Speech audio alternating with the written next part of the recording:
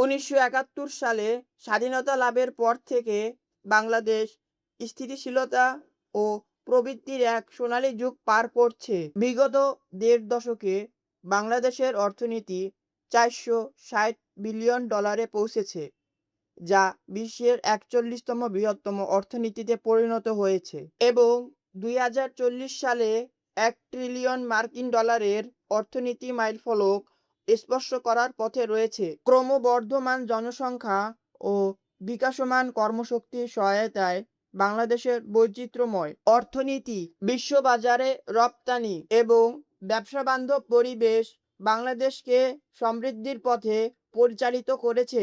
দেশের সর্বোচ্চ বেসরকারি বাণিজ্য সংগঠন federation of Bangladesh chamber of commerce and industry এর নেতৃত্বে বাংলাদেশ শুধু প্রতিষ্ঠিত খাতগুলোকে সমর্থনই অব্যাহত রাখেনি, নতুন নতুন শিল্পের বিকাশ ঘটিয়েছে। দেশের আর্থসামাজিক উন্নয়নের অন্যতম প্রধান চালিকাশক্তি হল অবকাঠামো খাতে অব্যাহত বিনিয়োগ। এর মধ্যে রয়েছে ঢাকাকে আশুলিয়ার শিল্প অঞ্চলের সঙ্গে সংযোগকারী বিভিন্ন মেগা উড়াল সড়ক প্রকল্প, পদ্মা সেতুর মাধ্যমে দরিদ্র দক্ষিণ পশ্চিম অঞ্চলকে রাজধানীর সঙ্গে সংযুক্ত করা এবং ২০২২ সালে প্রথম মেট্রো রেল পরিষেবা চালু করা। বাংলাদেশে প্রত্যক্ষ বিদেশি বিনিয়োগ, পুঁজিবাজারে বিনিয়োগ এবং আন্তর্জাতিক বিনিয়োগ প্রবাহ ক্রমশই বৃদ্ধি পাচ্ছে। বাংলাদেশের বিভিন্ন অঞ্চলের সম্ভাবনাকে বিবেচনায় নিয়ে এবং সেই সুযোগগুলোকে কাজে লাগানোর উপায় চিহ্নিত করে বাজেটটি প্রধানত বাংলাদেশের স্বার্থে প্রণয়ন করা হয়েছে। সরকার চট্টগ্রাম বন্দর নগরীকে একটি আঞ্চলিক লজিস্টিক্স কেন্দ্রে রূপান্তর করার জন্য একাধিক উদ্যোগ গ্রহণ করেছে। সমুদ্র বন্দর এবং কৌশলগত ভৌগোলিক অবস্থানের কারণে চট্টগ্রামে বিপুল সম্ভাবনা রয়েছে।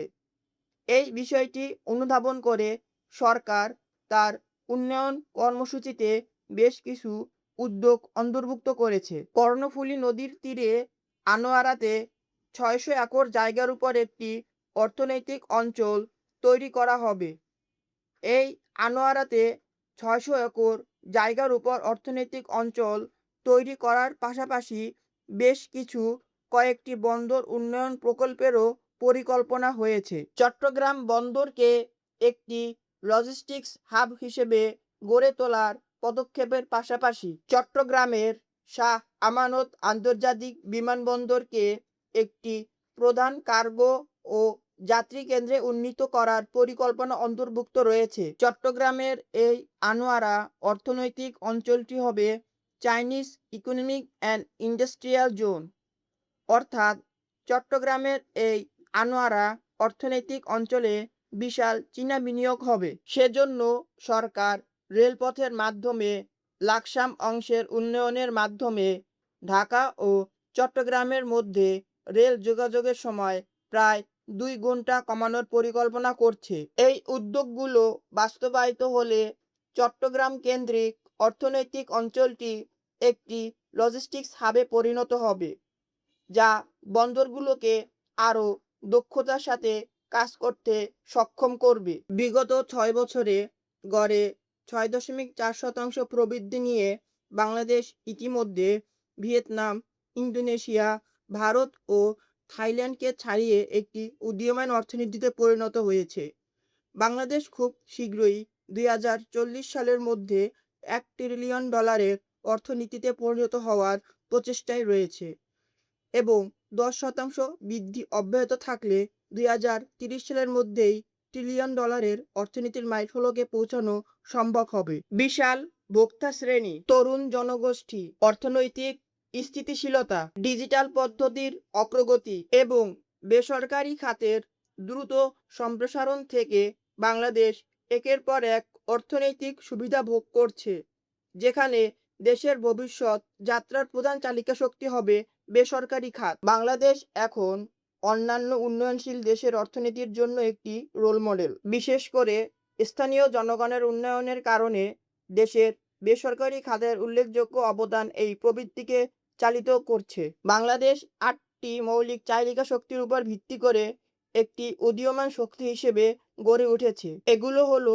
দৃঢ় আশাবাদ, ক্রমবর্ধমান ক্রয় ক্ষমতা, তরুণ ও বিকাশমান কর্মশক্তি, উচ্চ অর্থনৈতিক স্থিতিস্থাপকতা, ডিজিটাল অর্থনীতির গতি, সরকারি বিনিয়োগ, দ্রুত বর্ধনশীল বেসরকারি খাত এবং বিকাশমান অর্থনীতি। বিগত ৩০ বছরে বাংলাদেশে ভোক্তা শ্রেণী ব্যাপকভাবে বৃদ্ধি পেয়েছে। ১৯৯০-এর দশকের শুরুতে গণতান্ত্রিক সরকার পূর্ণ প্রতিষ্ঠার পর বাংলাদেশ মুক্তবাজার অর্থনীতিতে প্রবেশ করে এবং বিশ্বায়নের সঙ্গে সম্পৃক্ত হয়। তৈরি পোশাক শিল্প, ঔষধ শিল্পসহ রপ্তানিমুখী শিল্পগুলোর বিকাশ ঘটে এবং দারিদ্রতা হ্রাস পেতে শুরু করে। ফলে একটি ভোক্তা শ্রেণীর উত্থান হয়। ২০৩০ সালের মধ্যে বাংলাদেশ যুক্তরাজ্য ও জার্মানিকে ছাড়িয়ে বিশ্বের নবম বৃহত্তম ভোক্তা বাজার হিসেবে আবির্ভূত হবে বলে আশা করা হচ্ছে। মধ্যবিত্ত ও সচ্ছল শ্রেণীর জনসংখ্যা ২০২০ সালে ১৪ মিলিয়ন থেকে বেড়ে ২০২৬ সাল নাগাদ ৩৪ থেকে ৪০ মিলিয়নে পৌঁছাবে বলে আশা করা হচ্ছে। বাংলাদেশের উচ্চ প্রবৃদ্ধির জন্য অবদান রাখতে এক বিশাল তরুণ কর্মশক্তি প্রস্তুত রয়েছে। বাংলাদেশের বেশিরভাগ তরুণ প্রজন্মের বয়স ২৮ বছর, যেখানে অন্যান্য দেশের তরুণ প্রজন্মের বয়স বাংলাদেশের তরুণ প্রজন্মের বয়সের তুলনায় বেশি। ইন্দোনেশিয়ার বেশিরভাগ তরুণ প্রজন্মের বয়স ৩১ বছর, ভারতের বেশিরভাগ তরুণ প্রজন্মের বয়স ২৯ বছর, থাইল্যান্ডের বেশিরভাগ তরুণ প্রজন্মের বয়স ৩২ বছর এবং বৈশ্বিকভাবে বিভিন্ন দেশের তরুণ প্রজন্মের বয়স ৩০ বছর, যেখানে বাংলাদেশের তরুণ প্রজন্মের বয়স অন্যান্য দেশের তরুণ প্রজন্মের তুলনায় কম হওয়ায় এই তরুণ প্রজন্ম বাংলাদেশের অর্থনীতিতে গুরুত্বপূর্ণ ভূমিকা পালন করতে পারবে, যা কিনা মোট জনসংখ্যার ২/৩ বেশি বা ৬৮.৪% কর্মক্ষম বয়সের, যার অর্থ হলো ১১,৪০,০০,০০০ মানুষ কর্মসংস্থানের জন্য প্রস্তুত। প্রথম আলো ২০২২ সালের ডিসেম্বরের রিপোর্ট অনুযায়ী এশিয়ার অন্যান্য দেশগুলোর তুলনায় বাংলাদেশের জাতীয় ঋণের পরিমাণ কম, যা জিডিপির মাত্র ১৯% এর বিপরীতে এশিয়ার অন্যান্য দেশের জাতীয় ঋণের পরিমাণ ভিয়েতনাম ৪১%, থাইল্যান্ড ৫৩%, ভারত ৫৬%, ফিলিপাইন ৬১%। উচ্চ সঞ্চয় ও উচ্চ বিনিয়োগে বাংলাদেশ সক্ষম হয়েছে, যার ফলে ২০২১ সালে মোট মূলধন গঠন জিডিপির ৩১% দাঁড়িয়েছে, যা এশিয়ার সকল সমকক্ষ দেশের চেয়ে বেশি। বিদেশে কর্মরত বাংলাদেশিদের পাঠানো উচ্চ রেমিটেন্স প্রবাহ এই অর্থনৈতিক স্থিতিশীলতার অন্যতম চালিকা শক্তি, যার ফলে ২০২১ সালে $২২ বিলিয়ন এরও বেশি অর্থ দেশে প্রবেশ করেছে। ২০২৫-২৬ অর্থবছরে বাংলাদেশ রেকর্ড পরিমাণ ৩৫.৫ বিলিয়ন মার্কিন ডলার রেমিটেন্স আয় করেছে। ডিজিটাল ব্যাংকিংয়ের মাধ্যমে গ্রাহক সম্পৃক্ততার বৃদ্ধির সাথে সাথে বাংলাদেশের ডিজিটাল অর্থনীতি ক্রমাগত গতি লাভ করছে। গত ১০ বছরে মোবাইল সাবস্ক্রিপশন দ্বিগুণ হয়েছে এবং ২০২৬ সালের মে মাস নাগাদ সক্রিয় মোবাইল গ্রাহকের সংখ্যা ১৮৮.৬০ মিলিয়নে পৌঁছাবে। ডিজিটাল অর্থনীতির উন্নত পরিবেশের কারণে ডিজিটাল আর্থিক লেনদেনের পরিমাণ। প্রথম আলো ২০২২ সালের রিপোর্ট অনুযায়ী ২০১৯ সালে $১.৭ বিলিয়ন থেকে ২০২২ সালে $৩.৫ বিলিয়ন উন্নীত হয়েছে। বাংলাদেশের সম্প্রসারণশীল বেসরকারি খাত প্রবৃদ্ধির চালিকা শক্তি। এই বেসরকারি খাতের উত্থান ভবিষ্যতের একটি আশাব্যঞ্জক সম্ভাবনা তৈরি করেছে। পোশাক খাতের বৈশ্বিক সরবরাহ শৃঙ্খলে গুরুত্বপূর্ণ ভূমিকার জন্য বাংলাদেশ ব্যাপকভাবে স্বীকৃত এবং এই পোশাক খাতে বাংলাদেশের ক্রমাগত বৃদ্ধি দেখতে পাচ্ছি। বাংলাদেশের টেলিকম শিল্পের নেতৃত্বে রয়েছে ৩টি বেসরকারি প্রতিষ্ঠান, গ্রামীণফোন, রবি এবং বাংলালিংক, যারা বাংলাদেশকে বিশ্বের নবম বৃহত্তম মোবাইল বাজার হিসেবে প্রতিষ্ঠা করতে সাহায্য করেছে। এনজিও খাতও অর্থনীতির প্রবৃদ্ধির একটি প্রধান চালিকা শক্তি হিসেবে কাজ করেছে, যেখানে বিশ্বের বৃহত্তম এনজিও ব্র্যাক এবং ক্ষুদ্রঋণের পথিকৃৎ গ্রামীণ ব্যাংক সমাজের সর্বনিম্ন স্তরের মানুষের জন্য ঋণ প্রদান করে সাহায্য করছে। গত এক দশকে বাংলাদেশে স্টার্টআপের উল্লেখযোগ্য উত্থান হয়েছে এবং বর্তমানে ফাইন্যান্সিয়াল টেকনোলজি, লজিস্টিক্স, মোবিলিটি এবং ই-কমার্স সহ বিভিন্ন শিল্প খাতে সেবা প্রদানকারী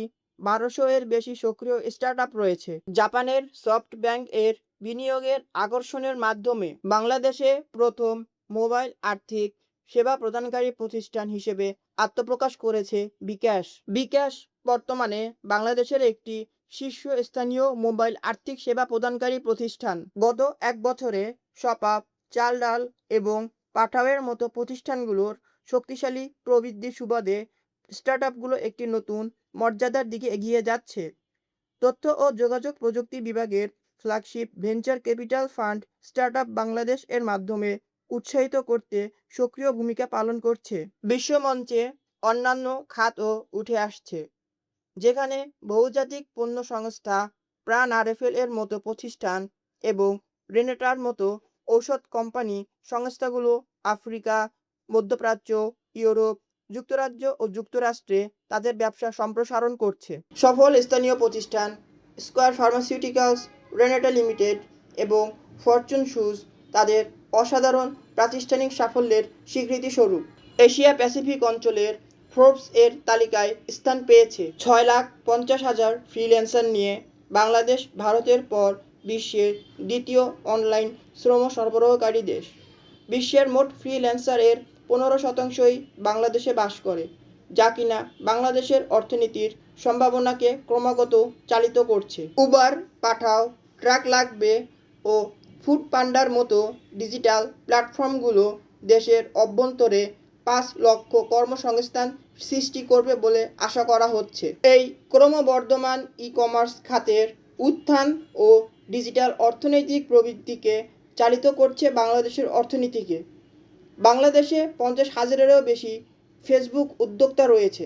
বাংলাদেশ থেকে সবথেকে বেশি যে পণ্যগুলো রপ্তানি হয়েছে তার মধ্যে রয়েছে নিটেড অ্যাপারেল $২২.১৯ বিলিয়ন, ওভেন অ্যাপারেল $১৮.৮৬ billion, other made up textile article $১.৪২ বিলিয়ন, ফুটওয়্যার $১.৩২ billion, machinery and mechanical equipment $৮৪০.২০ মিলিয়ন, ভেজিটেবল টেক্সটাইল ফাইবার $৭৭২.৬১ million, leather and leather article $৫১৪.১৫ million, vehicle other than railway $৫০৫.১৮ million, plastic and article thereof $৪৫০.৪২ million, fish and seafood frozen $৪০৮.৩ million.